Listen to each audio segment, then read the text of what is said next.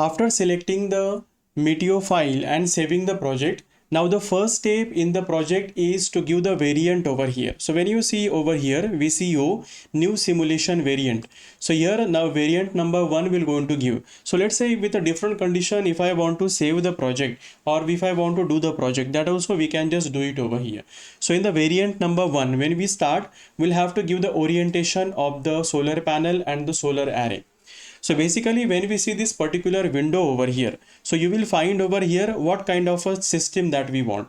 Whether we want the fixed tilted plane, rather we want the seasonal tilt adjustment, unlimited shades, unlimited sunshades, and these are the tracking parameter they have just given us. Single axis tracking or the dual axis or double axis tracking over here. So let's say for this project we're going to be just see first fixed tilted plane over here. So whenever we see the fixed tilted plane, so here we'll have to see that is plane tilt and the azimuth angle over here. So basically here the azimuth angle is 0 with respect to the south direction. In some of the software you might have seen the azimuth angle is 0 at a north direction, but it depends upon software to software and as per the analogy.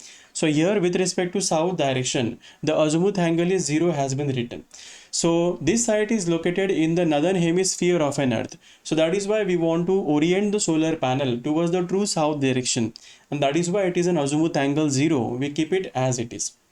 Thereafter here you see the quick optimization has been given.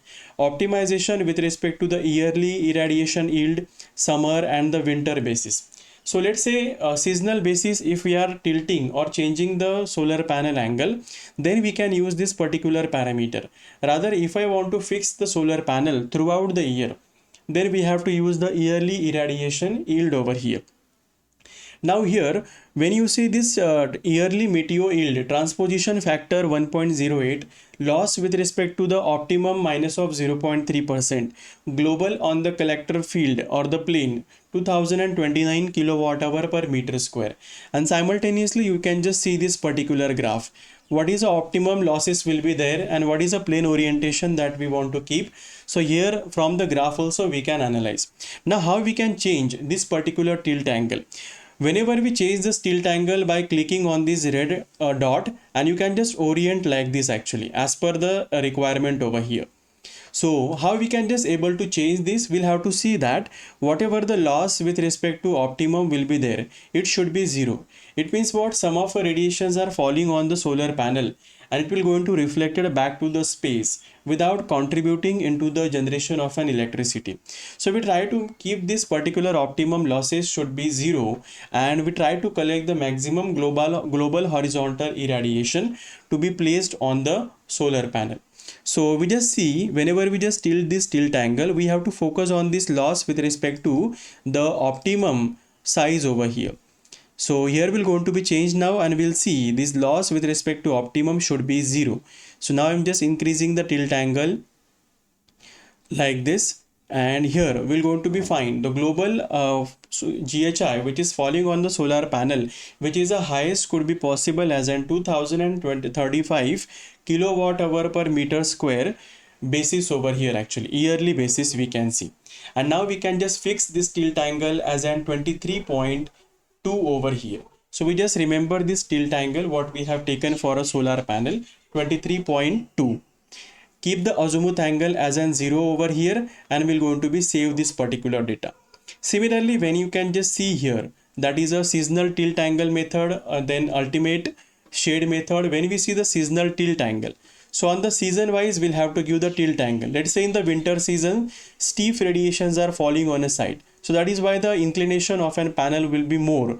So we have a winter season on a site on October, November and December, January, February and March, and these are the unticked size are there, that is a summer season we can just say. So seasonal summer winter angle also we can just set it over here.